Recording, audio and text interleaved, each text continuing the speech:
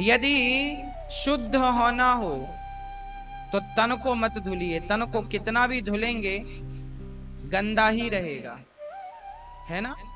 शरीर के हर छिद्र से दुर्गंध आती है, हर स्थान से दुर्गंध आती है। यदि शुद्ध करना है तो अपना मन, अपना हृदय शुद्ध हम सब कर लें। अच्छा, आप लोग कभी गंगा स्नान करने गए कि नहीं?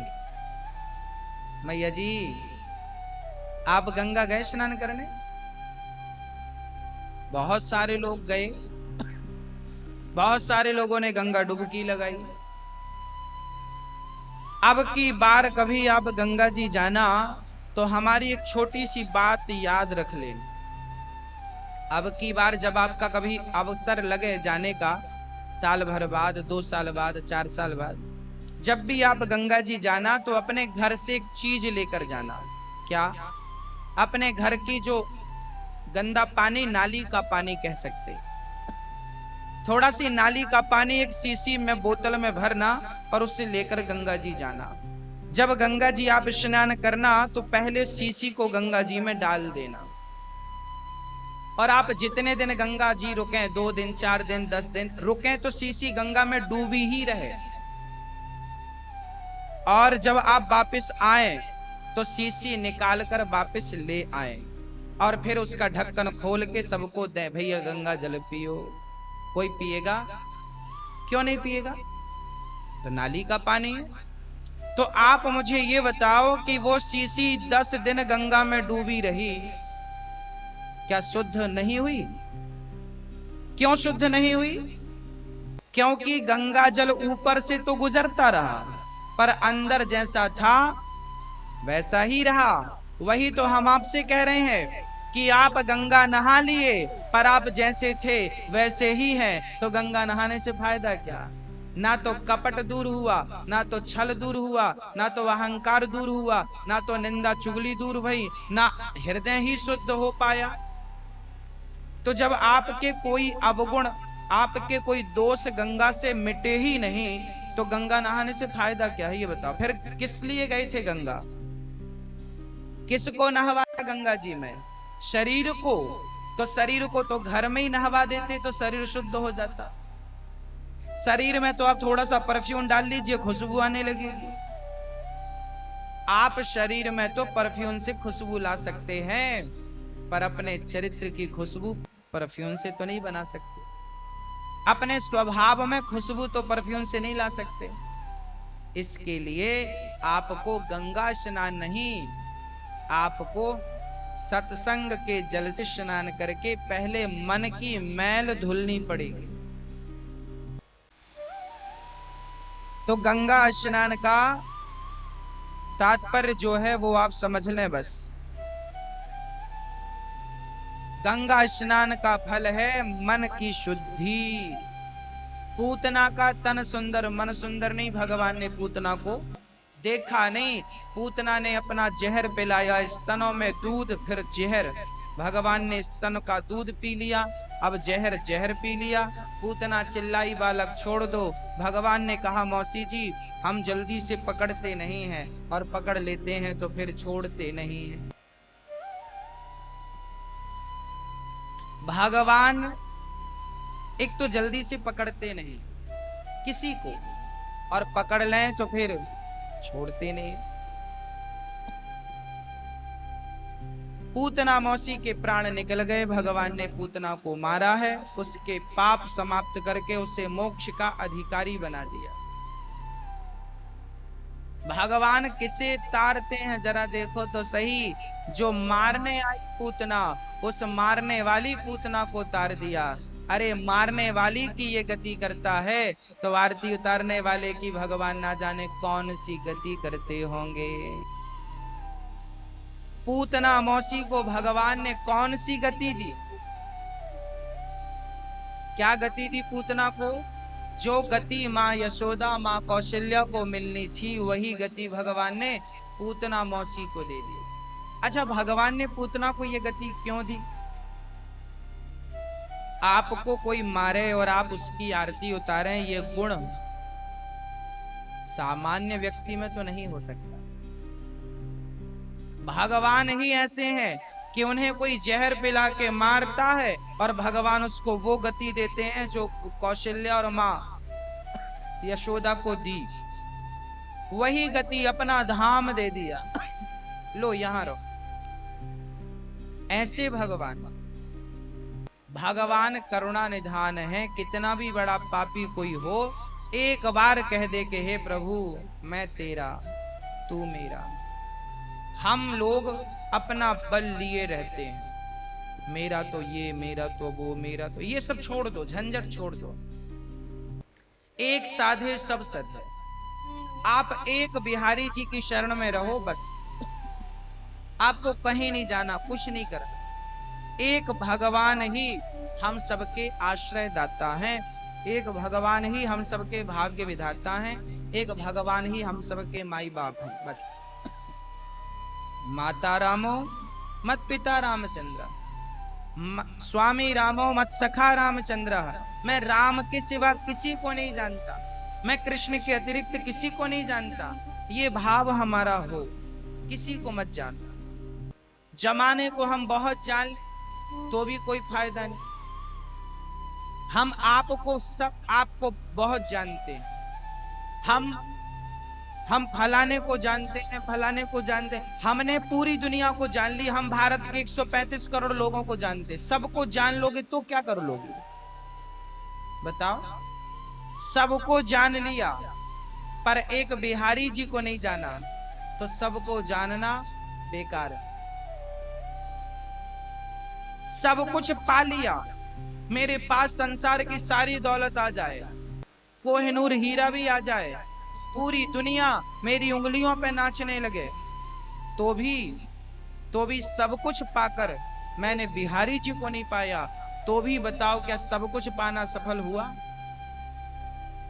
अरे पाया तो था, सिकंदर ने सबको जीत लिया था। याद रख सिकंदर के हौसले तो वाली थे, जब गया जमी से तो दोनों हाथ खाली। सबको पाया, बस एक को पाना बाकी रह गया, और वो एक ही सब कुछ है। उस एक को पा लिया तो सब कुछ पा लिया। हाँ, इसलिए उस एक को। अच्छा एक बात बताओ, एक पत्नी है, एक स्त्री है। एक स्त्री अपनी सास से बहुत प्यार करती है, अपने ससुर से भी प्यार करती है पिता की तरह, अपने देवर से भी बहुत प्यार करती है अपने भाई की तरह, अपने ननंद से भी बहुत प्यार करती है अपनी बहन की तरह। एक महिला घर में सबसे प्यार करती है, बस अपने पति से प्यार नहीं करती। तो क्या सबसे प्यार करना सफल हुआ? एक कल्पना करके देखो कि एक स्त्री घर के सब सदस्यों से प्यार करे, सबको खुश रखे अपनी सेवा से।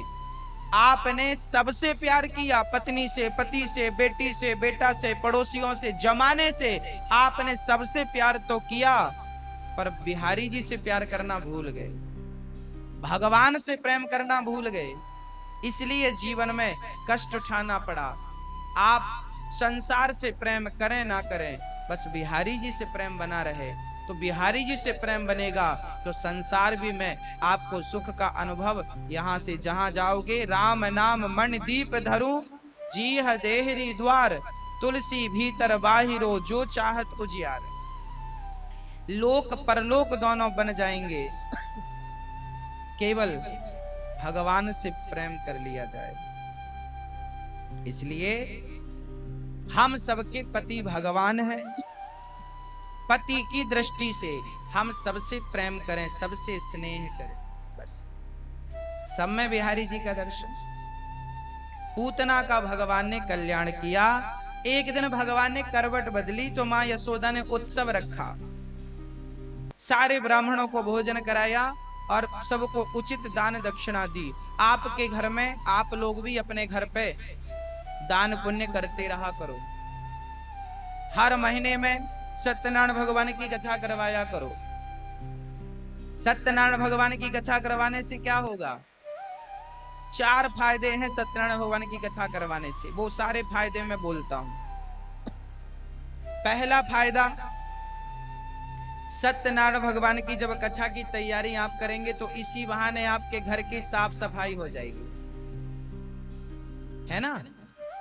फायदा नंबर दूसरा, जब आप सत्यनारायण भगवान की कथा करवाएंगे तो आपके घर में आपके रिश्तेदार पड़ोसी आएंगे, इसी बहाने आपके घर में एक छोटा सा भंडारा हो जाएगा, सबके मुंह पे आपके घर का अन्न चला जाएगा, आपके रिश्तेदार खा लेंगे, कुछ बच्चे खा लेंगे, तो अन्न खिलाने का पुण्य मिलेगा।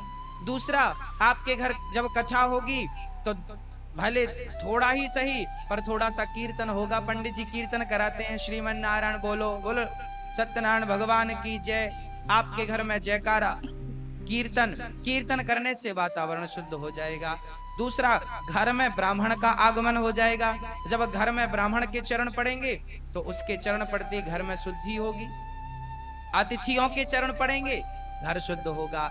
और सबसे बड़ी बात, इसी बहाने सत्यनारायण भगवान की कथा के बहाने आपके घर पे एक छोटा सा हवन हो जाएगा। आखिरी में हवन होता है ना, पंडित जी हवन कराते हैं, जब हवन होता है, हमने देखा जब हम बहुत छोटे थे ना, तब हमारी माँ जहां गाय बंधती थी वहां धुआं करती थी, नीम की पत्ती डालकर, भूसा डालकर धुआं करने से क्या होता है? मच्छर भाग जाते, सही है ना।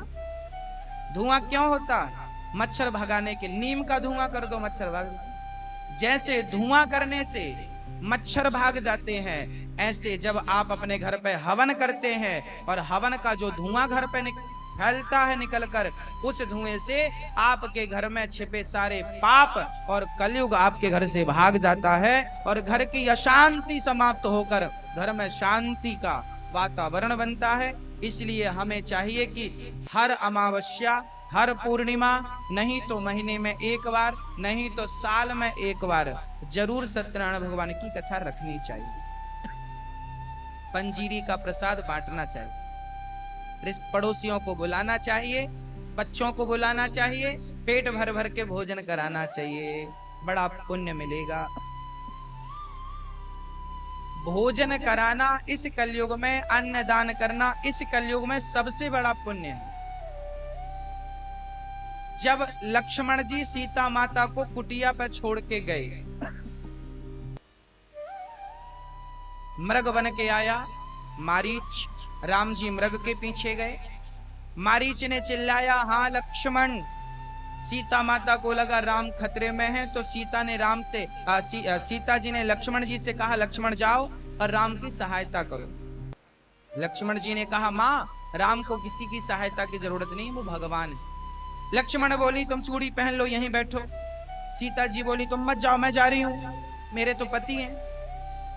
लक्ष्मण जी सोचे कि माता जी नाराज हो, तब लक्ष्मण जी ने जाने के पहले एक लक्ष्मण रेखा खींची थी, माँ आप इसके भीतर ही रहना, बाहर मत जाना। ठीक है, लक्ष्मण जी चले गए। बाद में रावण आया। रावण क्या बनकर आया? साधु। रावण साधु बनकर आया और क्या मांगता है? सीता से मांगा क्या? क्या मांगा? खाने को भोजन मांगा। क्या मांगा? भोजन। रावण जानता था कि मैं भोजन मांगूंगा तो ये रघुकुल की बहू है, ये किसी को भूखा जाने नहीं देगी। वाह! रावण बोला, मैं रेखा के भीतर नहीं आऊंगा, तुम बाहर आओ। सीता जी, अच्छा क्या सीता जी जानती नहीं थी कि ये रावण है? वो जगदम्बा थी, वो माँ है, कोई साधारण महिला थोड़ी है हमारे आपके जैसे। वो जानती थी कि ये रावण है, फिर लक्ष्मण रेखा पार करके क्यों गई? क्योंकि माँ को पता था कि यदि मैंने अतिथि को भोजन नहीं कराया तो रघुकुल में आज तक कोई अतिथि भूखा नहीं गया, यदि मैंने इसे भोजन नहीं कराया भूखा चला जाएगा। तो किसी ने कहा कि वो तो रावण है, तुम्हें उठा कर ले जाएगा। सीता माँ ने कहा कोई बात नहीं, यदि मैं अपने अतिथि को भूखा नहीं जाने देती, यदि मैं धर्म की रक्षा करती हूँ तो धर्म भी मेरी रक्षा करेगा, मुझे फिक्र नहीं है, मैं अपने कर्तव्य का पालन करूं बस। सीता माँ ने भोजन दिया, रावण ने उठाया। परिणाम क्या हुआ? परिणाम ये हुआ कि सीता माता ने अपना धर्म नहीं छोड़ा तो रावण भी मरा और सीता को राम भी मिले, है ना। धर्मो रक्षति रक्षिता। कोशिश करिए कि आप ज्यादा से ज्यादा लोगों को भोजन कराएं, पेट भर के दें। पर विडंबना आज कलयुग की ये है कि आज खुद की माँ भी भूखी बैठी, खुद की माँ भी प्यासी बैठी है, उसे देने वाला कोई नहीं है। आज लोग कमाइयों में, पैसे कमाने में इतने व्यस्त हो गए कि अपनी संस्कृति का ख्याल ही नहीं। आप अपने घर पे अनुष्ठान करें, अपने बच्चों में यही संस्कार डालें। आज मैं बता दूं, मैं कई बार किसी बच्चे को देखता हूं तो बच्चों को ना भोजन परोसना भी नहीं आता, वो बाएं हाथ से परोसते हैं, बाएं हाथ से। इस हाथ से रोटी दे देते हैं, बाएं हाथ से रोटी दे देते हैं, बाएं हाथ से दाल परोस ना। बच्चों को परोसना कौन सिखाएगा? पड़ोसी सिखाएगा। हाँ, आपके घर में अतिथियों को बुलाओ और बच्चों के हाथ से परोसवाओ, बच्चों को आशीर्वाद मिलेगा। हाँ, दाहिने हाथ से परोसें। कैसे परोसना है सिखाइए, ये भी एक चतुराई है, कला है। क्या ये गुण आपको अपने बच्चों को नहीं सिखाना चाहिए? भोजन बनाना भी एक गुण है। क्या आप अपने बच्चों को भोजन बनाना नहीं सिखाएंगे? पीएचडी करके बैठा है बेटा, सब कुछ करता है, पर कल को उसकी पत्नी ना रहे, उसकी माँ ना रहे घर पे और अकेला रहे तो बनाना नहीं जानता तो भूखा नहीं मरेगा। इसलिए आप भोजन बनाना सिखाइए, हाँ, सारा कुछ करना सिखाइए, सब कुछ सिखाइए। अतिथियों को कैसे, आजकल के बच्चे प्रणाम नहीं करते, पांव छूना नहीं जानते। कौन सिखाएगा भाई? आपकी संतान को कौन सिखाएगा? आप ही तो माँ बाप हो, आप ही तो उस बच्चे के गुरु हो, आप ही तो उसके भगवान हो। आप नहीं सिखाएंगे तो किससे उम्मीद रखेंगे? आप पहले अपने बच्चों को जितना अधिक हो संस्कारी बनाइए, फास्ट संस्कार दीजिए। कैसे पांव पड़ना है, चरण कैसे छूना है, मस्तक को जमीन में टिकाना सिखाइए। आजकल के लोग बाएं हाथ से पांव, वो भी घुटने के पांव। घुटने में थोड़ी पांव है, घुटने में तो रोग होता है। बुढ़ापे में रोग की शुरुआत कहां से होती है? घुटनों से। तो आपने तो घुटनों को ही छुआ है तो रोग को और ले लिया, उसका रोग अब तुम्हें आ गया। इसलिए अपने बच्चों से कहना घुटने ना छुएं, घुटनों में रोग होता है। चरणों को छूना चाहिए, क्योंकि चरणों में भगवान का वास होता है। जब भगवान को छुएंगे तो भगवान प्राप्त होंगे। पांव में कौन होता है? किसी के भी पांव छूने की परंपरा है ना। हम अपने गुरु के पांव, पिता के पांव, यहाँ तक कि हमारे पड़ोस में कोई बुजुर्ग हैं तो हम उनके पांव, हम पांव छूने वाले लोग हैं। पांव क्यों छुआ जाता है? क्योंकि शरीर के देवता होते हैं। इस अंग के, हाथ के देवता इंद्र हैं, बुद्धि के देवता हाँ चंद्रमा मन सोजा तक्षो सूर्यो अजायता, आंख के देवता सूर्य भगवान है। हाँ, शरीर के हर अंग के देवी देवता निश्चित हैं। पांव के देवता कौन है? चरण के देवता कौन? चरण के कौन है? बोले चरणों में, आपके शरीर में भगवान का वास कहाँ है? लोग कहते हैं ना यहाँ भगवान, गलत बोल रहे हो, यहाँ नहीं रहते भगवान। शास्त्रों में प्रमाण है, आपके शरीर में भगवान हृदय में नहीं, भगवान आपके चरणों में रहते हैं। कहाँ रहते हैं? चरणों में रहते। इसलिए हम चरणों पे माथा रखते हैं, क्योंकि वो माथा आपके चरणों पे नहीं, आपके चरणों में भगवान का वास है, तो वो भगवान के चरणों में हम माथा टिकाते हैं। आपके माध्यम से भगवान को प्रणाम होता है। माँ के चरणों में भगवान है, पिता के चरणों में अतिथि मात्र देवो भव, पितृ देवो भव, अतिथि देवो भव, आचार्य देवो भव। सबके चरणों में, छोटी सी बिटिया है उसके भी पांव में भगवान है, छोटे से बच्चा है उसके भी पांव में भगवान है, और बूढ़ी सी माँ है उसके भी पांव में भगवान का वास चरणों में। इसलिए माथा चरणों में रखना चाहिए, ना कि घुटनों में, ना कि घुटनों को टच करना चाहिए। घुटनों में रोग का वास है, घुटने छुओ के रोगी बन जाओ। ये चीज सिखाइए बच्चों को, कैसे प्रणाम किया जाता है। घर में कोई आए तो हाथ जोड़ के स्वागत, आइए आइए भैया जी बैठिए, स्वागत है। कैसे हैं? लोगों को अतिथि सत्कार करना नहीं आता, भूल गए आजकल के लोग। हाँ, जब आपके घर पे कोई आए तो आपका व्यवहार उसके प्रति कैसा होना चाहिए? कैसा व्यवहार होना चाहिए? जब आपके कोई घर आए तो आपके घर पे जब कोई आया अतिथि तो आप स्वयं उसे लेने द्वार पे जाइए, द्वार पे जाइए। अच्छा अच्छा आप आए, आइए आइए स्वागत है आपके साथ। होंठों पे क्या होना चाहिए? अब आ गए, आओ। उसको लगेगा भगवान हमने कौन सा पाप कर दिया। व्यवहार कुशल होना चाहिए। आपके घर कोई आया, मुंह बना के कट, हाँ कब आए तो बता नहीं सकते थे, फोन लगा देते, हम रेडी कर लेते, फैला पड़ा है पूरा घर। आजकल की ये व्यवहार कुशलता, ये गलत है। सही क्या है? कोई आपके अतिथि घर पे आवे, बुआ जी आए, मौसी जी आए, पड़ोसी आए, कोई भी आए, आइए आइए, कैसे हैं आप? रास्ते पे बातचीत शुरू कर लीजिए, कैसे हैं आप, ठीक है? मुस्कुरा, स्माइल, उसको लगेगा हमारे आने से प्रसन्नता। तुम भले अंदर गाली दो चलेगा, पर स्माइल स्माइल। आइए आइए स्वागत, स्वागत, बैठिए, बिठाइए। बिना पूछे जल दीजिए। आप अतिथि से ये मत पूछिए साहब जल लेंगे, काहे नहीं लेंगे भैया? पूछना क्या है इसमें? अतिथि से पानी के लिए पूछा नहीं जाता, डायरेक्ट पानी दिया जाता है। लीजिए पानी। उसके बाद फिर वो बताएंगे, फिर कहिए आप चाय लेंगे, कॉफी लेंगे। और आप अतिथि से जरूर पूछिए भोजन करेंगे, क्या लेंगे आप? प्रसन्न चित्त से, प्रसन्नता से बैठिए, बातचीत करिए। ये सब करने के बाद फिर पूछिए, बताइए आपके आगमन का कारण क्या है?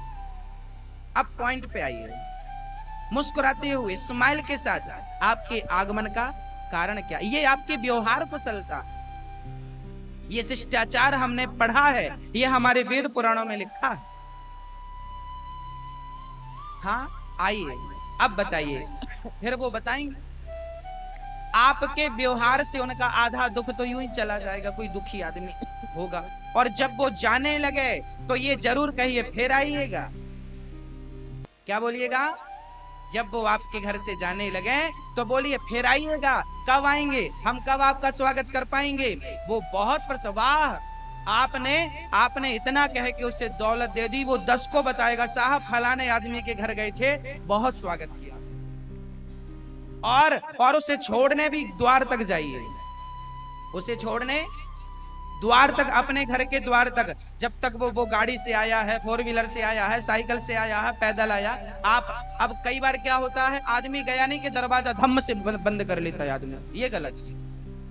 वो अभी बाहर निकला नहीं, तुमने दरवाजा उसके मुंह पर टिका दिया, ले वो समझेगा जरूर हमारे आने से ने कष्ट हुआ है।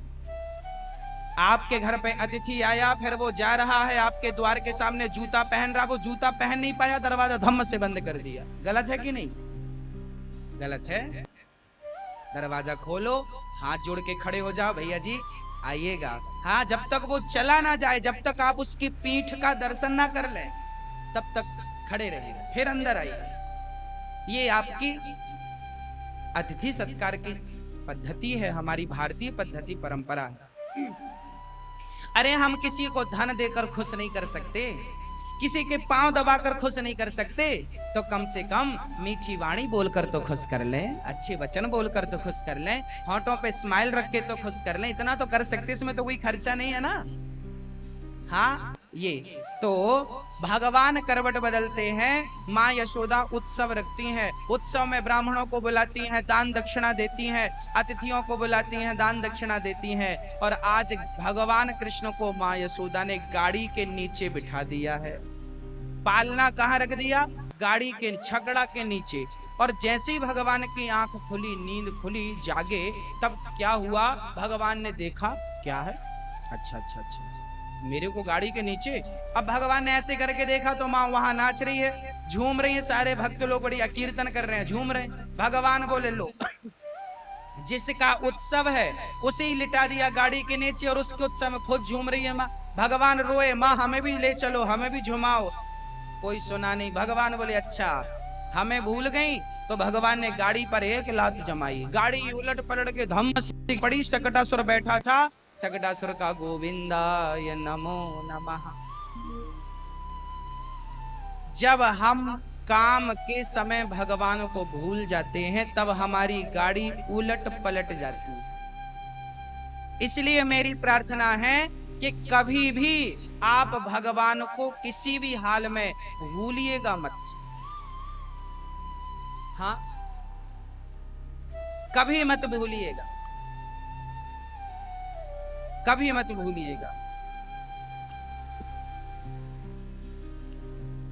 हर पल हर काम को करते समय भगवान को याद रखिएगा। आज भगवान ने गाड़ी उलट पलट के जब धम्म से गाड़ी गिरी, मैया दौड़ी दौड़ी लाला का है गो। ब्रजवासी बोले माई मैया कछुना है गो, तेरे छोरा ने एक लात जमाई, गाड़ी धम्म नीचे गिर पड़ी। मैया बोली राम राम, मारे छोरा में इतनी ताकत कहां से आएगी? तो कुछ भगवान कोई चमत्कार होए। लाला को लेके मैया चली गई। हमारी भी ये जो जिंदगी की गाड़ी है, हम भी अपनी जिंदगी की गाड़ी को चलाएं, पर गाड़ी चलाते समय एक चीज सदा याद रखें।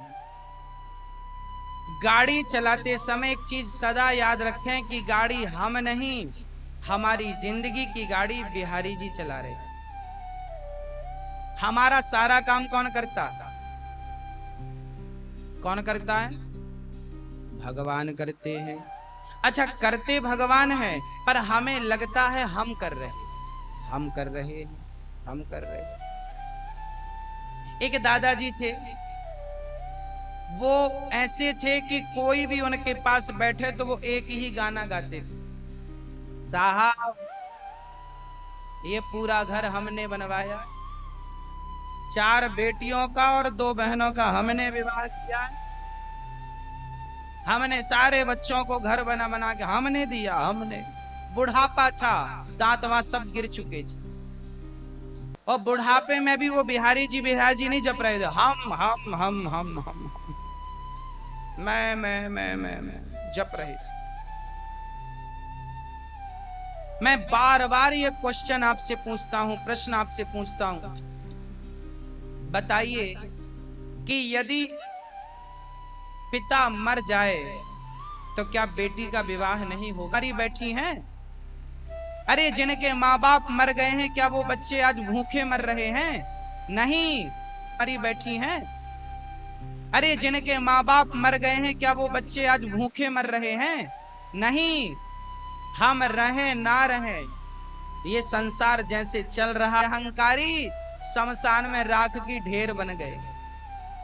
ना रुका संसार, ना तो संसार की गति रुकी, बस हमारा अहंकार बढ़ता गया। हमने किया, मैंने किया।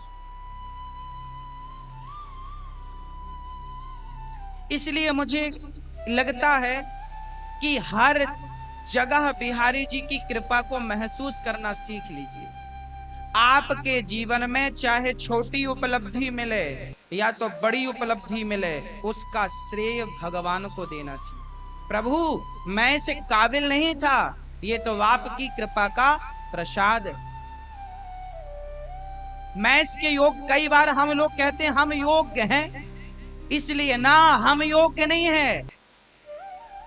अरे हम बोल रहे हैं, भगवान अभी चाबी घुमा देंगे तो आवाज ही नहीं निकलेगी, तुम बोलते रहो अपने मन से। किसी को पैरालाइसिस हो जाता है, लकवा मार जाता है, उसका एक हाथ है, एक अंग काम नहीं करता, तुम ही सब करते थे तो अपना हाथ तो उठा लो। तुम तो अपना हाथ भी अपने बल से नहीं उठा सकते। जब तक भगवान की कृपा है तब तक ही तुम्हारा हाथ पांव आंख नाक कान काम कर रहा है।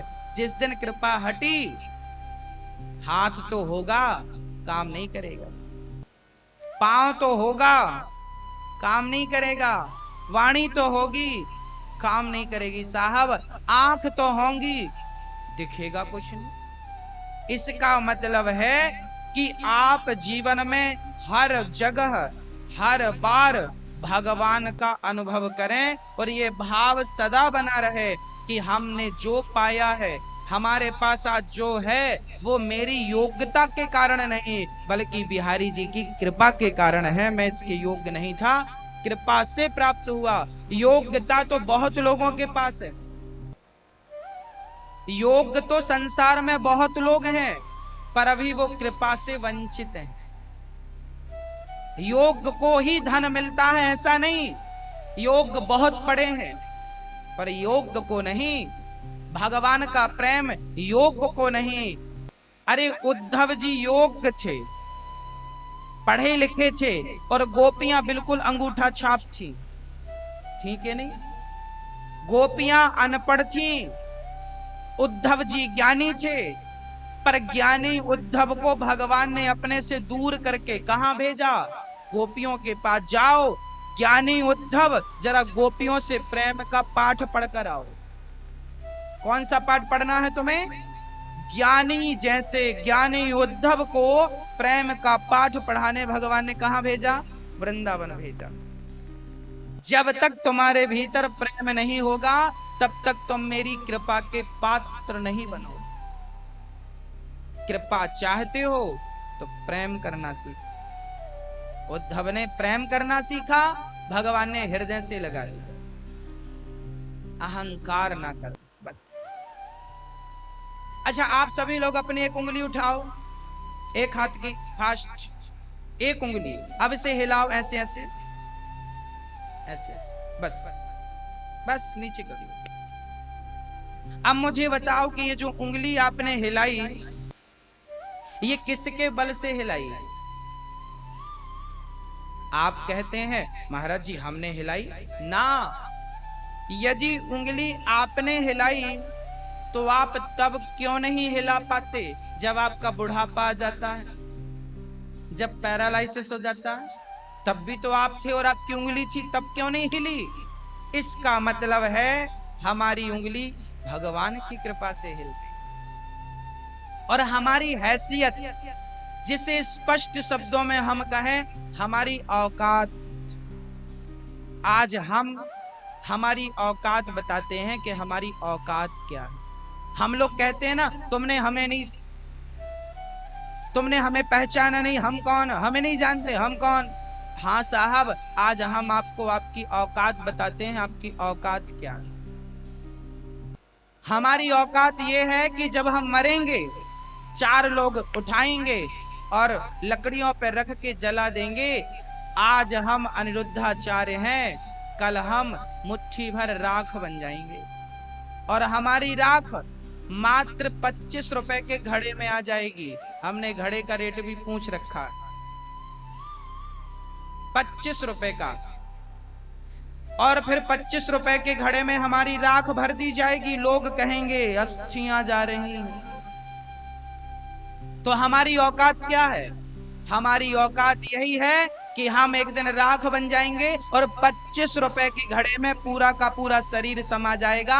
यही हमारी औकात है कि तुम्हें मुट्ठी भर राख जब बनोगे, कोई फूंक मारेगा, उड़ाएगा, उड़ जाओगे। बड़ी बड़ी डींगे मारते थे, बड़ी मुझे नहीं जाना, मैं ये मैं वो। मुट्ठी भर राख से ज्यादा किसी की कोई हैसियत, कोई औकात नहीं है।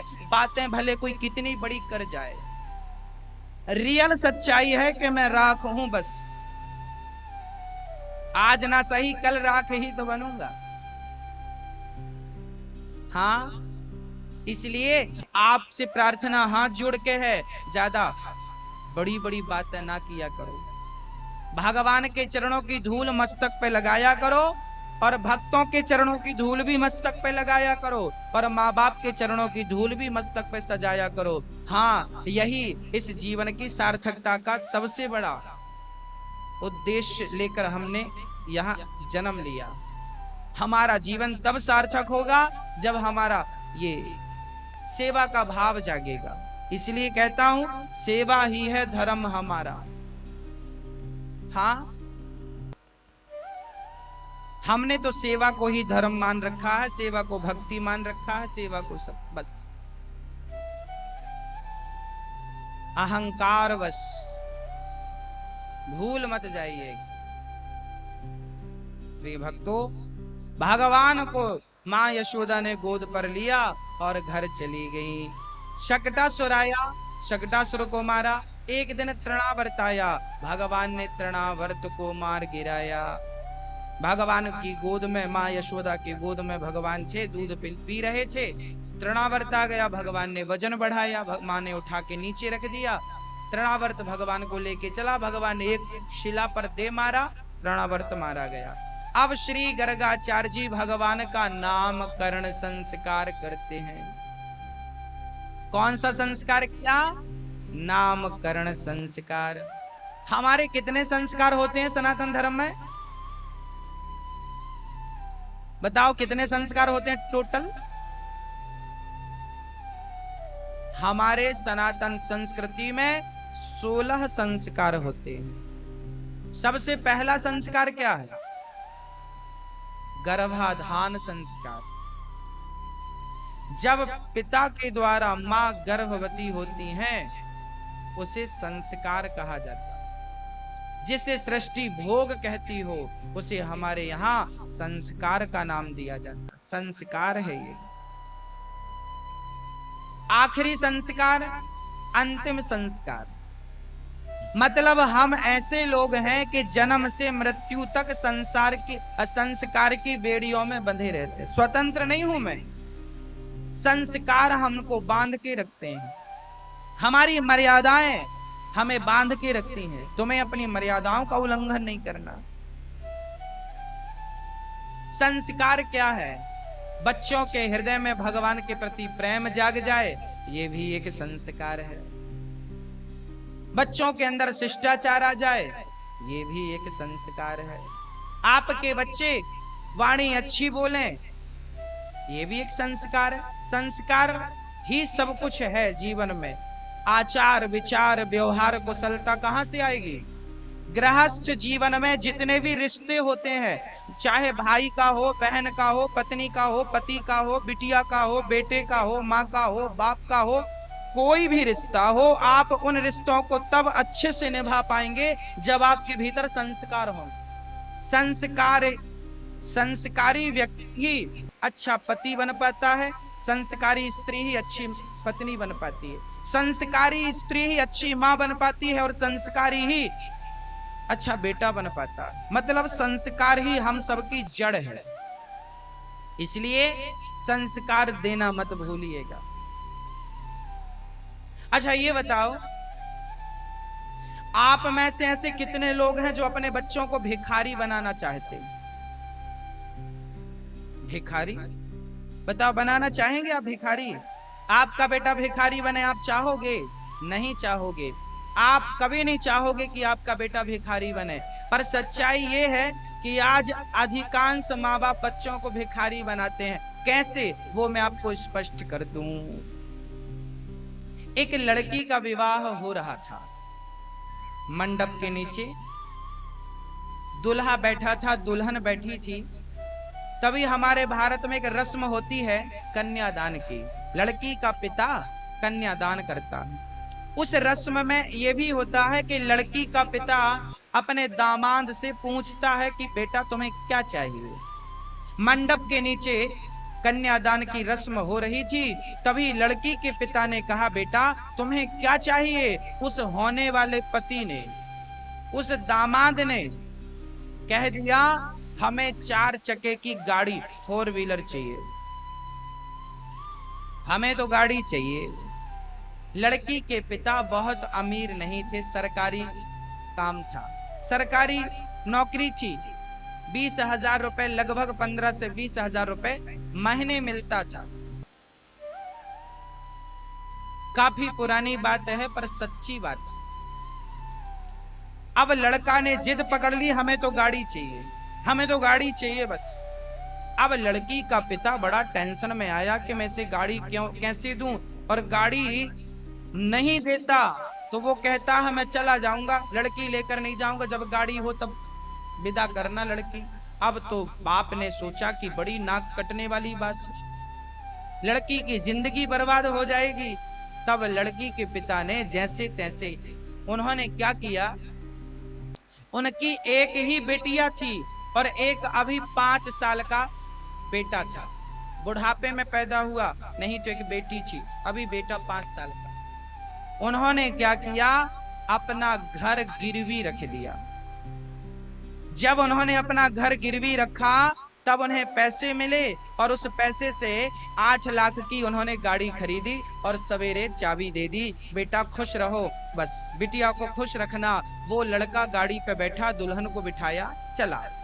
एक दिन क्या हुआ कि वो पति पत्नी दोनों गाड़ी से जा रहे थे। आज लड़का गाड़ी चला रहा, देखो हमसे गाड़ी चलाना, लड़की बाजू में बैठी, पत्नी बाजू में बैठी, पति देवता गाड़ी चला रहे, पति गाड़ी चला रहे हैं, पत्नी बोली जरा धीरे चलो। पर दहेज की चीजों को आदमी धीरे कहाँ चलाता, गाड़ी दहेज की बड़ी तेज। लड़की बोल रही है धीरे चलो, धीरे। आगे एक मंदिर था, वहां मंदिर में कोई प्रसाद बट रहा होगा, तभी एक भिखारी बैसाखी लेके चल रहा था, एक पांव उसका टूटा था, एक पांव पे खड़ा था और बैसाखी लेकर धीरे धीरे सड़क पार कर रहा था। जैसे ही वो बीच सड़क पे पहुंचा, साहब की गाड़ी भी आ गई और गाड़ी बहुत तेज थी। अब उन्होंने देखा कि ये तो भिखारी बीच में आया, ब्रेक पर पांव रखा, ब्रेक, धीरे धीरे गाड़ी घिसटती, इतनी तेज ब्रेक लगाया, गाड़ी पलटते पलटते बची और घिसटती घिसटती जाकर बिल्कुल उस भिखारी से चिपक गई। अब साहब ने गाड़ी खोलकर भिखारी को डांटा, गाड़ी से उतर गए, पागल क्या जरूरत थी तुम्हें सड़क पार करने की, कमा के खा नहीं सकते, जब देखो भीख मांगते रहते हो, जब देखो भीख मांगते रहते हो, हाँ कमा के खाना नहीं सीखा। तब वो लड़की दौड़ कर आई, पत्नी ने 100 रुपए निकाला, उस भिखारी के कटोरे पे डाला, कहा बाबा सुखी रहो, बस। अब तो ये बिगड़ गया, क्या जरूरत थी उसे 100 रुपए देने की, तुम जैसे लोग उसका मनोबल बढ़ाते हैं। तब उस लड़की ने मुस्कुराते हुए कहा, स्वामी जी ये तो भिखारी इसलिए बना क्योंकि इसकी मजबूरी थी, पांव टूटा था, पर ये बताओ आपके तो दोनों पांव सलामत थे, आप भिखारी क्यों बन गए मंडप के नीचे, मेरे बाप से आपने भी तो भीख मांगी थी, ये गाड़ी आपकी कमाई की थोड़ी है, भीख मांगने से मिली है। हाँ याद रखना भक्तों, जो लोग मंदिर के सामने मांगते हैं उन्हें भिखारी कहते हैं, पर जो दहेज की भीख मांगते हैं ना, इन्हें भिखारी नहीं, इन्हें भिखमंगा कहते हैं, इन्हें भिखमंगा कहा जाता है। और हम तो कहते हैं इन लोगों को अपने घर के बाहर लिख के रखना चाहिए, भिखमंगे का घर यही है, नेम प्लेट सजाकर। दहेज की भीख मांगने वाले आज भी इस युग में लड़की पर तेल डाल के इसलिए जला दिया जाता है क्योंकि तुम दहेज लेकर नहीं आई, जिंदा जला दिया जाता, जिंदा, कोई सुनवाई नहीं, सबूत के अभाव पर केस दब जाते हैं। और ऐसा घिनौना अपराध हमारी समाज में आज से नहीं सदियों से चल रहा, केवल दहेज की भूख इतनी है। और आज तक हमारी पढ़ी लिखी समाज ने आज के 21वीं सदी पर भी किसी ने इस दहेज जैसी दीमक पर किसी ने विरोध दर्ज नहीं कराया, किसी को कोई आपत्ति नहीं। हाँ मेरी प्रार्थना आपसे है कि आप दहेज ना दें ना तो लें। और मैं आपके बेटों से कहूंगा और आपसे कहूंगा कि आप अपने बच्चों को इतना योग्य बनाए कि उन्हें किसी के सामने हाथ फैलाने की जरूरत ना पड़े। इतना योग्य बनाइएगा कि उन्हें दहेज की भीख मांगने की जरूरत ना पड़े। दामाद ढूंढिएगा जो भिखमंगा ना हो। नहीं तो आजकल आप लोग अपनी बेटी भिखमंगों के हाथ सौंप देते हैं।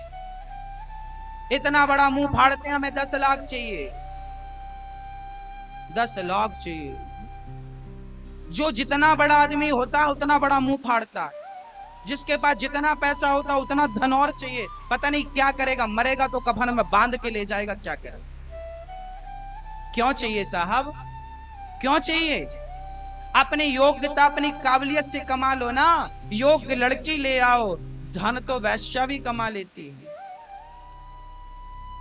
धन को महत्व हम लोगों ने देना शुरू कर दिया, इसलिए हमारी संस्कृति भी समाप्त हो रही है, हमारे संस्कार भी समाप्त हो रहे। क्यों? क्योंकि हमने धन को महत्व देना शुरू कर दिया। ना तो माँ को महत्व, ना तो पिता को महत्व। आजकल बेटा अपने बाप पे हाथ छोड़ दे, पैसा जरा कम दिया बंटवारे में तो बेटे ने बाप पे हाथ उठा दिया। क्यों? पैसे के कारण इतना लालच बढ़ गया कि इंसान अपनी संस्कृति अपने संस्कारों से केवल पैसों के लिए गिरता जा रहा है, गिरता जा रहा। कौन रोकने वाला? कलयुग क्यों आ गया? कलयुग इसलिए आया, त्रेता में लोगों के अंदर लोभ नहीं था, द्वापर में लोगों के अंदर लोभ नहीं था।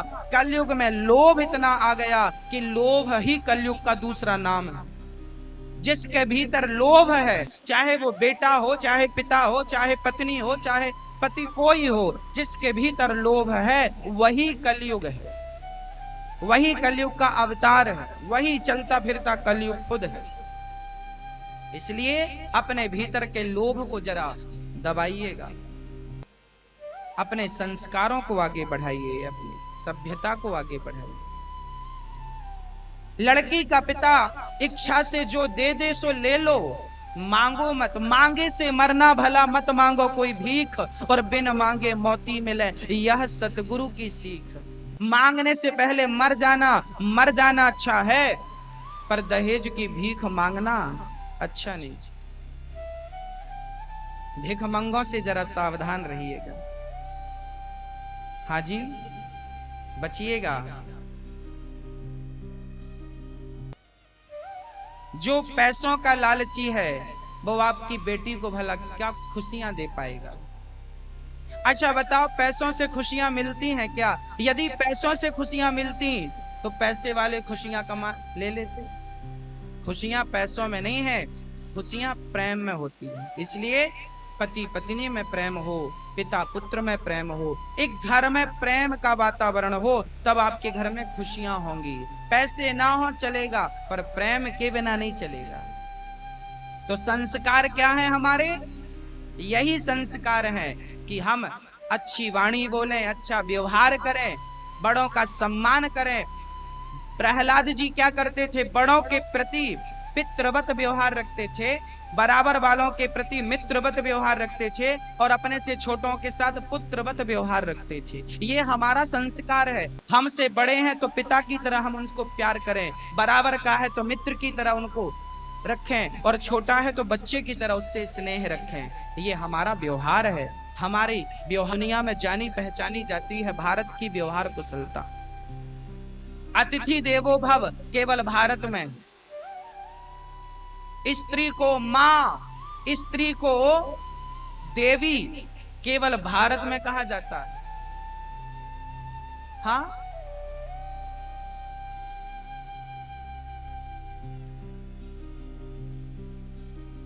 इसलिए देवी का सम्मान करें। गरेगा पुरोहितो राजन यदूनां सुमहातपः ब्रजम जगाम नंदस्य वसुदेव प्रचोदितः। गर्गाचार्य जी आए और नामकरण संस्कार करने के लिए पहुंच गए। नंद बाबा ने उन्हें कहा, बाबा नामकरण कर दो, लाला पर बड़े संकट आ रहे हैं। गर्गाचार्य जी ने कहा, रावण कंस को पता चल जाएगा, क्योंकि हम तो वसुदेव जी के गुरु। इसलिए आप गौशाला में नामकरण करवा लो। गौशाला में विधिवत नामकरण संस्कार किया गया शास्त्रों पद्धति से। हम लोग भूलते जा रहे हैं। हाँ, शास्त्रों का आजकल कोई पठन पाठन करता नहीं है, शास्त्रों पद्धति से कोई काम। गर्गाचार्य जी ने नामकरण किया, अयम ही रोहिणी पुत्रो रमयन सुहृदयो आख्यायास्ते राम इति बलाधिक्यात् बलम विदुः। यशोदा, आपकी गोद में जो बालक है इसका नाम होगा राम, पर बल अधिक होने से लोग कहेंगे बलराम। और यशोदा, जो आपका बेटा है इनका नाम क्या होगा? शुक्लो रक्तस्तथा पीतः इदानीं कृष्णतां गतः। इनका नाम कृष्ण होगा। कर्ष्यति इति कृष्ण। जिनको सुनकर, जिनको देखकर लोगों का मन आकर्षित हो जाए इनकी तरफ, उन्हें कृष्ण कहते। नामकरण हुआ गर्गाचार्य जी के द्वारा और गर्गाचार्य जी ने प्रणाम करके वहां से प्रस्थान किया। अब भगवान जब थोड़ी बड़े है गए तब भगवान की लीलाएं चालू हो गई। माँ, सारी गोपियां शिकायत करती हैं, मैया वत्सान मुंचन क्वचित समय, हमारे छोटे छोटे बछड़ों को खोल देता है तेरा लाला। और कब खोलता है?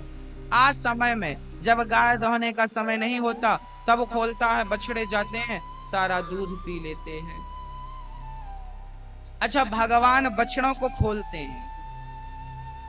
इससे यह सिद्ध हुआ कि भगवान गाय से बड़ा प्रेम करते हैं, बछड़ों के बीच में रहते हैं। बछड़ों को इसलिए खोल देते हैं क्योंकि बछड़े खूंटे से बंधे रहते हैं।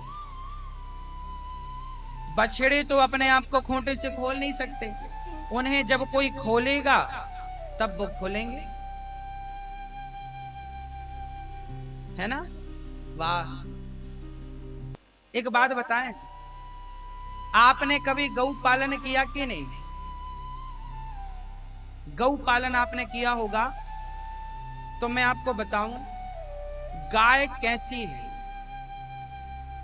गाय आपके ही खूंटे पे बंधी रहती है। आप पानी दोगे तो पानी पिएगी, और आज आप पानी देना भूल जाओ तो क्या गाय अपने से पिएगी? नहीं, क्योंकि वो आपके खूंटे पर बंधी है। गाय को आपने चारा दिया तो खाएगी, और आज भूल गए तो भूखी रह जाएगी। क्यों? क्योंकि आपके खूंटे पे बंधी है। जैसे गाय चारा आप देंगे तो खाएगी, पानी आप देंगे तो पिएगी, नहीं देंगे नहीं पिएगी। और आप पानी देना भूल गए और खूंटे पे बंधी रही तो सच कहता हूं वो बंधी बंधी उसी खूंटे पे मर जाएगी, पर खूंटा तोड़ के भागेगी नहीं। सही बोल रहा हूं क्या? हाँ, जैसे गाय अपने मालिक के अधीन रहकर उसका दिया खाती है, उसका दिया पीती है, बस उसी तरह हम भी गाय बन जाएं और भगवान के खूंटे से बंध जाएं। कन्हैया, तुम हमें दोगे तो हम खाएंगे, तुम दोगे तो पिएंगे, तुम नहीं दोगे तो हम भूखे मर जाएंगे, पर तुम्हारे चरण छोड़कर कभी नहीं जाएंगे, पर कहीं ना जाए। समर्पण ऐसा होना चाहिए, गाय माता की तरह होना चाहिए। तो भगवान ने बछड़ों को खोल दिया। खोलेगा कौन? खोलने की चाबी किसके पास? वत्सान मुंचन क्वचित समय।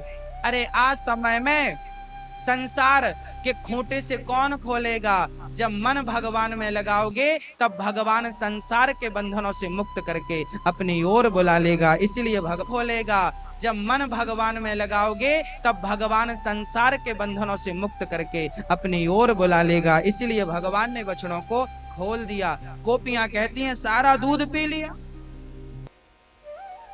हाँ, दूध को बोलते हैं गोरस।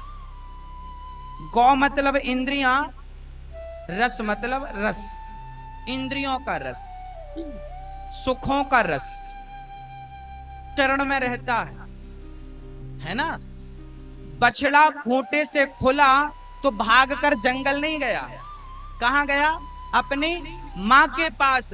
आप भी जब संसार से समय मिले, संसार से थोड़ा बहुत समय मिला करे, तो भाग कर भगवान की शरण में चले जाया करो।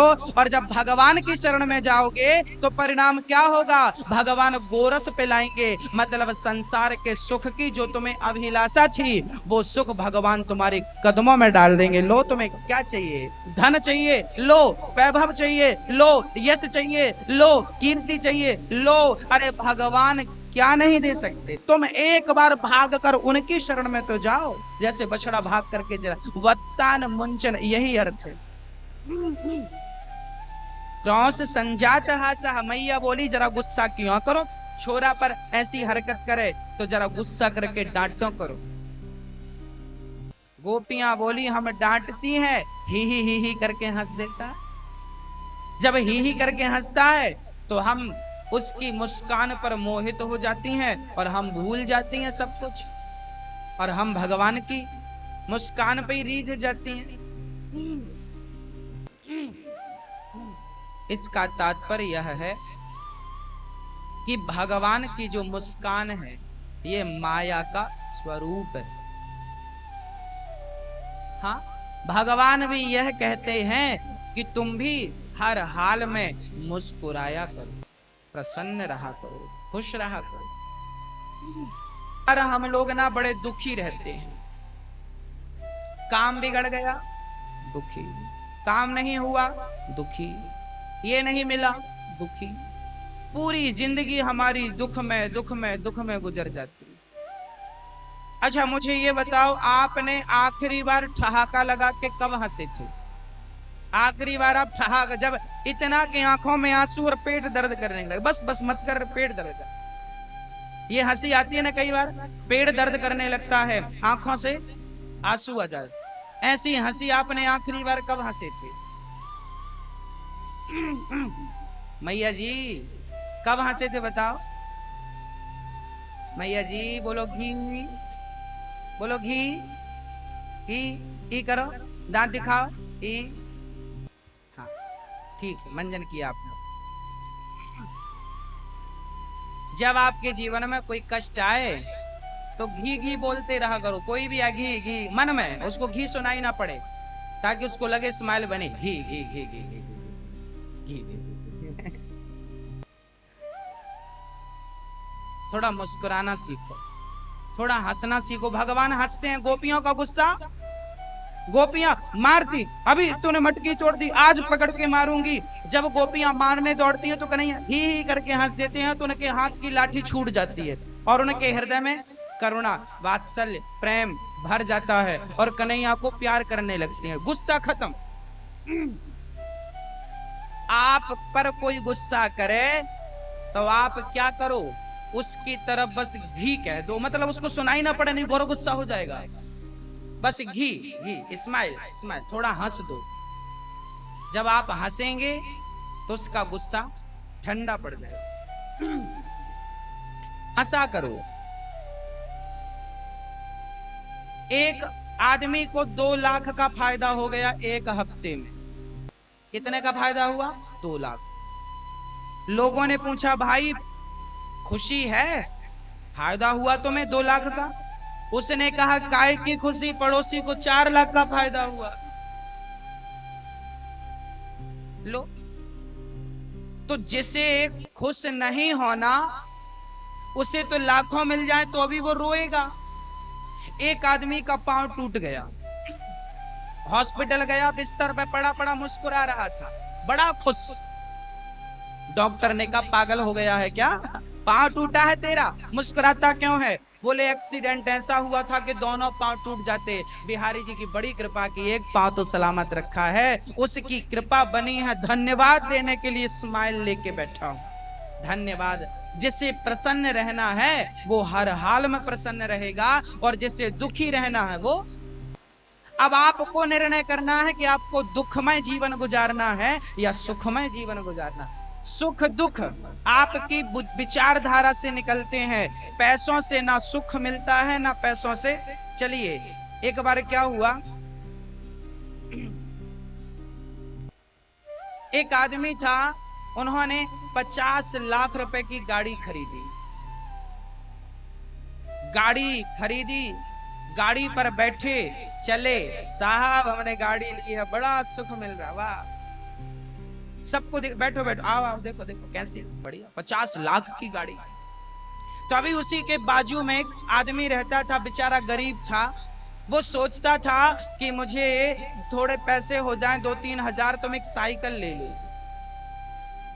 50 लाख की गाड़ी जिसने खरीदी, उसे जितनी खुशी थी, दूसरे दिन उसने साइकिल खरीद ली। और साइकिल पर जब बैठा ना साहब, सच्ची बोल रहा हूं, ये 50 लाख की गाड़ी पर बैठ के जितना खुश हुआ, ये साइकिल पर बैठ के उतना ही खुश हुआ। अब बताओ, खुशी में कोई अंतर था? इसका तात्पर्य है, जो खुशी आपके भीतर आई वो पैसों से नहीं आई। वो खुशी कहां से आई? बोले आपके मन की इच्छाएं पूरी हो गई, आप संतुष्ट हो गए। आपके भीतर जो संतोष नाम की कोई चीज है, वो संतोष जब आ जाए तो मैं साइकिल पे भी खुश हो जाता हूँ। और संतोष ना रहे तो मेरे पास करोड़ों की गाड़ियां हैं, फिर भी सुख नहीं है, क्योंकि संतोष जब आवे संतोष धन, सब धन धूरी समान, गौधन गजधन बाज धन और रतन धन खान। इसलिए सबसे बड़ी पूंजी है संतोष की। इसलिए कोशिश करिएगा कि आपको संतोष हो। आपकी कमाई जितना विधाता ने दे दिया, रख लो, संतुष्ट हो जाओ। भगवान आप भी आज से हमेशा स्माइल अपने चेहरे पे रखेंगे। हमारी माताएं हमारे भाइयों को बोला, भैया जरा यहाँ आना, तो आप आने के पहले कंघी करते हैं। कंघी, मुंह पोंछ लेते हैं, पाउडर हो तो लगा लेते हैं। हमारी माताएं भी अपने पॉकेट पे ही रखी रहती हैं थोड़ा सा आईना, कब बिगड़ जाए शक्ल, कब देखना पड़ जाए। तो मेरी माँ और मेरे भैया जी दोनों जन सुनो, आप पाउडर ना लगाएंगे तो चलेगा, आप मेकअप ना करेंगे तो चलेगा, आप अपनी होठों पे मुस्कान तो रखिए। आपकी स्माइल से आप इतने सुंदर लगेंगे कि मेकअप करने की भी जरूरत नहीं पड़ेगी। चाहे वो स्त्री हो चाहे वो पुरुष हो, आप जब मुस्कुराते हैं ना, तो आपके चेहरे पर एक आभा अलग होती है। आपकी मुस्कान आपको कई गुना और सुंदर बना देती है। आपकी मुस्कान आपको कई गुना और, आपका मेकअप आपको इतना सुंदर नहीं बनाएगा, पर आपकी मुस्कान आपको कई गुना सुंदर बनाएगी। इसलिए हमें अपनी होठों पे क्या रखना चाहिए? मुस्कान। हर हाल में मुस्कुराओ। अरे बताओ, 84 लाख योनियों में क्या किसी और को भगवान ने मुस्कुराने का मौका दिया है? क्या कुत्ते को आपने मुस्कुराते देखा? क्या बकरी को मुस्कुराते देखा? हाथी को मुस्कुराते देखा? केवल आप और हम, ओनली 2 लोग, आप और हम, केवल 2 लोगों को भगवान ने मुस्कुराने का मौका दिया, स्त्री और पुरुष, बस। और किसी को मुस्कुराने का, यदि मानव का तन पाकर भी जी भर के हंसा नहीं, मुस्कुराया नहीं, तो मुझे लगता है तुम जितना गरीब कौन होगा। अरे तुम इतने गरीब हो कि तुम्हें मुस्कुराने का भी समय नहीं। अमीर कौन है? मुस्कुराता है, सदा खुश रहता। हमने करोड़ों रुपए क्यों कमाए, ये बताओ? प्रसन्नता के लिए, खुशी के लिए कमाए। करोड़ों रुपए हमने खुशियों के लिए कमाए, और वो करोड़ों को पाकर भी खुशियां ना आई, तो उन करोड़ों का अर्थ क्या है, ये बता दो। बोलो भाई। इसलिए हर हाल में हमें क्या करना है? मैया बोलो, मैया जी, ओ मैया, क्या करना है? मुस्कुराना है। मुस्कुरा के जिसे गम का जहर पीना आ गया, ये हकीकत है उसको इस जहां में जीना आ गया। जिंदगी में जिंदगी का राज पाना चाहिए, जिंदगी में जिंदगी को मुस्कुराना चाहिए, और जिंदगी में जिंदगी की शर्त पूरी ना हो तो जिंदगी को जिंदगी से रूठ जाना चाहिए, पर कभी भी मुस्कान जाना नहीं चाहिए। कभी सदा मुस्कुराओ, खुश रहो। गोपियां कहती हैं, लाला ने बछड़ों को खोल दिया, हंस दिया, और बंदरों को मक्खन खिला दिया। सारा मक्खन बंदरों को खिला दिया। मटकी का मक्खन निकाल के सारी मटकी फोड़ डाली। भांडम भिन्नति द्रव्यालाशतोकान। सारी गोपियां शिकायत कर रही हैं। मैया ने कहा लाला के जब तक रंगे हाथों पकड़ के ना लाओगी तब तक हम तुम सबन की बातन को भरोसो बिल्कुल ना करेंगे। भगवान की लीला बड़ी निराली है, इन्हें कौन समझेगा। भगवान को मुह्यन्ति यत् सूरय। हाँ, भगवान को कौन समझ सकता है।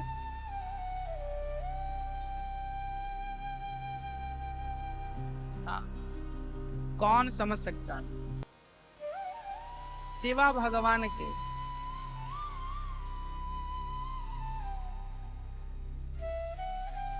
भगवान की लीलाओं को कौन समझ सकता। भगवान की लीलाओं को मुह्यन्त यत् सूरय। जिन भगवान की लीलाओं को बड़े बड़े यत् सूरी ना समझ सके, ब्रह्मा ना समझ सके, उन्हें भला हम।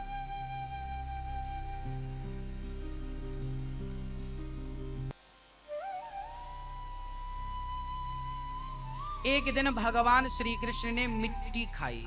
माँ यशोदा लाला को लेके गई और जब भगवान को लेके भगवान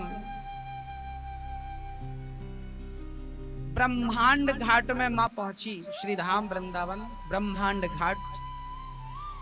कन्हैया को बिठाकर स्नान करने लगी मां और मिट्टी भगवान ने थोड़ी सी खा ली। जैसे ही भगवान ने मिट्टी खाई, आहा, मिट्टी खाते ही शिकायत कर दी गोपियों ने, मैया तेरे लाला ने माटी खाए लई, तेरे लाला ने माटी खाए लई।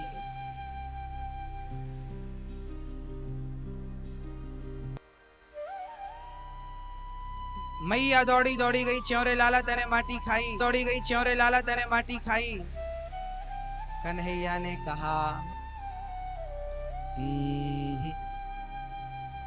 मैया मैंने मिट्टी ना खाई, तो फिर लाला ये सारी गोपियां और ब्रजवासी काय बोल रहे हैं तेने माटी खाई। मैया मोकू पतो ना काय पीछे पड़े, हर बार शिकायत करे मैया मैंने तो माटी ना खाई, पर शिकायत कर दी दारी के ने माटी खा रखी। अच्छा, अब प्रश्न ये खड़ा हुआ, भगवान ने मिट्टी खाई थी, भगवान ने मिट्टी खाई थी, पर भगवान ने कह दिया मैया मैंने मिट्टी ना खाई। क्या अर्थ है इसका। अर्थ यह है कि भगवान जो हैं वो ऐसे हैं कि जैसे उनके मुख पर सारे देवी देवता ब्रह्मांड निकाया निर्मित माया रोम रोम प्रतिवेद कहे। भगवान के रोम रोम में जो ब्रह्मांड लटक रहे हैं, उन ब्रह्मांड के सारे लोगों को इच्छा हुई कि अब हमें भगवान प्रसाद दें, तो प्रसाद खाने के लिए, उनको प्रसाद देने के लिए भगवान ने मिट्टी खाने का एक बहाना कर लिया।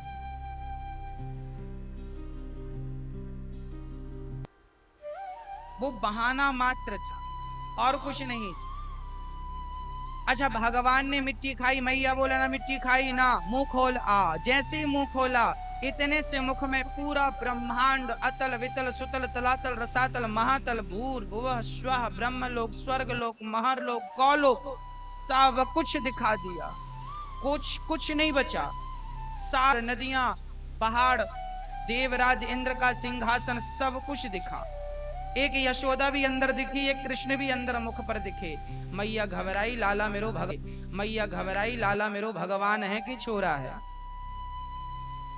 अब थोड़ी देर बाद मैया हाथ जोड़वे लगी, जो भगवान ने सब कुछ भुला दिया। जो देखा कन्हैया ने वो सब भूल गए। अब प्रश्न ये खड़ा हुआ कि प्रभु जब सब भुलाना ही था तो फिर दिखाया क्यों। तब भगवान ने कहा हमने माँ यशोदा को नहीं दिखाया, माँ यशोदा के माध्यम से हम सबको भगवान ये दिखाना चाहते हैं कि देखो मैं लीलाएं भले साधारण कर रहा हूं, पर मुझे आप साधारण समझने की गलतियां ना करना। मैं मक्खन चुराता हूं, मटकी तोड़ता हूं, आपको कहीं संदेह ना हो जाए, आपको भगवान पर संदेह ना हो जाए। ये कैसे भगवान? इसलिए भगवान ने अपना मुख खोलकर लीला दिखा दी कि देखो मैं साधारण दिखने वाला हूं। भगवान हम सभी के लिए इस संसार में अवतार लेते हैं। हम सबके बीच में बहुत सारे लोग ऐसे मिल जाएंगे जो कहते हैं ये कैसे भगवान है। कई लोग भगवान को भगवान नहीं समझते, कई लोग भगवान को महापुरुष कहते हैं। बोले कृष्ण भगवान नहीं, हम महापुरुष हैं।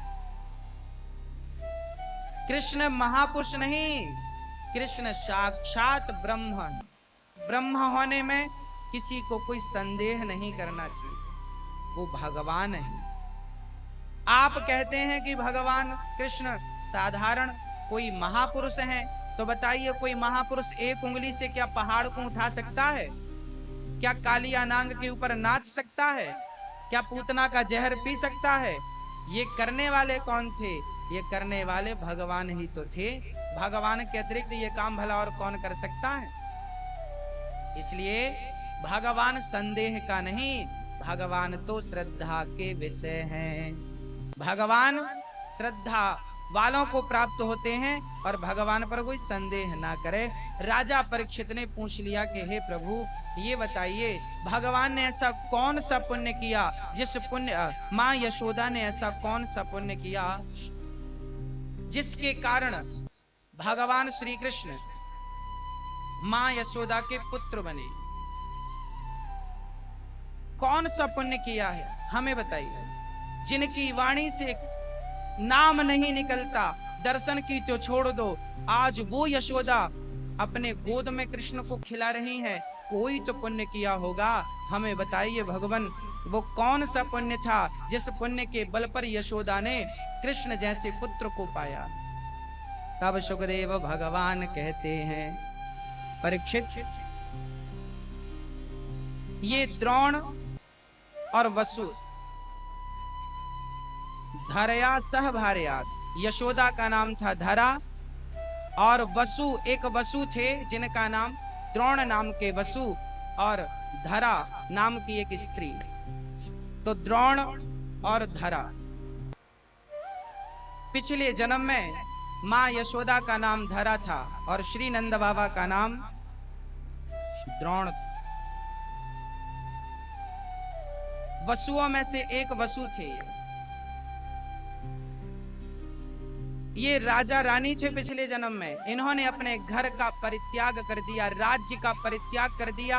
अपना सारा राज्य नगर में सूखा पड़ा, सारा कुछ दान कर दिया, बांट दिया सब में। और दोनों यमुना के पुलिन तट पर आकर दोनों पति पत्नी धरा और द्रोण तप करने लगे, भगवान की आराधना करने लगे।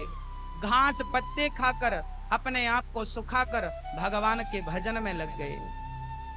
चर्चा मिलती है कि एक बार स्वयं भगवान धरा की तपस्या पर प्रसन्न होके आए। उस समय घर पे कुटिया पर धरा अकेली थी और श्री नंद बाबा जो द्रोण थे पिछले जन्म में जिनका नाम था, वो किसी कारण से वो यमुना के पुलिन तट पर बैठे थे। धरा घर पे कुटिया पर बैठ के भजन कर रही थी। पे पधारे हैं, चरणों में वंदना की, कहा प्रभु हम आपकी क्या सेवा करें। संतों ने कहा बिटिया हम बहुत दिन से भटक रहे हैं जंगल में, हमें बड़ी भूख लगी है, कुछ खाने को नहीं है, कुछ खाने को मिल जाए। धरा ने कहा प्रभु आप स्नान करिए, मैं अभी आपके भोजन की व्यवस्था करती हूँ। कहते हैं संत स्नान करने गए, घर पे अकेली धरा थी, घर पे अन्न का एक दाना नहीं था, वो संतों को भला क्या खिलाती। तभी पास में एक गांव था, उस गांव में एक सेठ जी ना रहते थे। सेठ जी के पास धरा पहुंची। सेठ जी से कहा, सेठ जी हमारे घर कुछ संत आए हैं, हम जंगल की लकड़ियां बेचकर आपका पैसा चुका देंगी, हमें 2 रुपए चाहिए, हमें 2 रुपए की मदद कीजिए। सेठ धरा को देखकर बड़े प्रभावित हो गए। उनकी नियत धरा को देखकर बिगड़ गई, क्योंकि धरा बहुत सुंदर थी, कोई साधारण तो थी नहीं, दिव्य थी। उनकी सुंदरता को देखकर वो सेठ मोहित हो गए और कहने लगे कि हमें कुछ गिरवी रखना पड़ेगा, आप कुछ गिरवी रखेंगे तो आपको हम जरूर देंगे। धरा बोली, मेरे पास तो कुछ नहीं है, भला मैं आपको क्या दे सकती हूँ, मेरी क्या सामर्थ्यता है। हाँ, वचन देती हूँ कि 1 महीने में मैं जंगल की लकड़ियां बेच के आपका सारा कर्जा उतार दूंगी, मुझे 2 रुपए की मदद कीजिए। धरा ने जब ये कहा, सेठ जी ने कहा, ना, तुम अभी चाहो तो सारा कर्जा उतार सकती हो। धरा बोली, कैसे?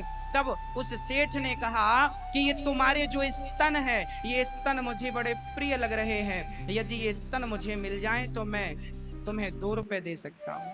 उसकी नीयत बिगड़ गई। धरा ने कहा, अच्छा, यदि मैं अपने स्तन आपको दे दूंगी तो आप मुझे दे देंगे 2 रुपए? हाँ हाँ, दे दूंगा। तब धरा ने पास में एक चाकू पड़ी थी और चाकू से अपने दोनों स्तन काट के धरा की हथेली पे रख दिया। तुझे मेरे स्तनों से प्रेम था, सो ये स्तन ले ले। 2 रुपए लेकर धरा वहां से उसी प्रकार रक्त रंजित होकर लहूलुहान होकर चल पड़ी। बाजार से सामग्री खरीदी, संतों के लिए बढ़िया पूड़ी सब्जी खीर बनाती हैं और संत जब आए परोसती हैं। केले के पत्तल पर जब परोसा, संतों ने देखा धरा रक्त से गीली थी। संतों ने कहा, देवी आपके शरीर पर ये रक्त क्यों बह रहा है? तब धरा ने कहा, महात्मा जी, आपकी थाली पर जो रोटियां हैं, आपको जो भोजन प्रदान हो रहा है, आप जो भोजन कर रहे हैं, इस भोजन के लिए मुझे अपने स्तनों का दान करना पड़ा, बलिदान देना पड़ा। आप भोजन कर लीजिए। संतों ने भोजन जब किया तो कहते हैं, संत की तृप्ति ही भगवान की तृप्ति है। भगवान धरा के मध्य प्रकट हो गए और धरा को भगवान ने कृपा दृष्टि डालकर वो घाव भर दिए और कृपा करके भगवान ने कही, माँ, आपने संत सेवा के लिए अपने स्तनों का दान किया है, अगले जन्म में मैं आपका पुत्र बनकर इन्हीं स्तनों का पान करूंगा। तब भगवान श्री कृष्ण आज माँ यशोदा का दूध पी रहे हैं पुत्र बन करके। और भगवान की ये दिव्य लीला संतों के श्री मुख से ये सुंदर सी पावन कथाएं सुनने का सौभाग्य मिलता है। तो पुण्य किया धरा ने, तप किया धरा ने, भक्ति की धरा ने, तो भगवान को प्राप्त कर लिया। इसका अर्थ यह है कि यदि जीवात्मा भक्ति करे और जीवन के सुखों का त्याग करके और एक निष्ठ होकर भगवान में मन लगा दे, तो भगवान को प्राप्त कर लेना भी मुश्किल नहीं है। सहज में भगवान मिल जाते हैं, सहज में मिल जाते हैं। यद भक्त प्रेम करे, केवल प्रेम करे, राम ही केवल प्रेम प्यारा, बस प्रेम करे। तो माँ यशोदा पिछले जन्म में धरा थी, इस जन्म में यशोदा बनी और आज कन्हैया को कह रही हैं, लाला एक दाग हृदासी सु यशोदा नंद गेहिनी। और आगे की चर्चा हम उखल बंधन की सुनेंगे।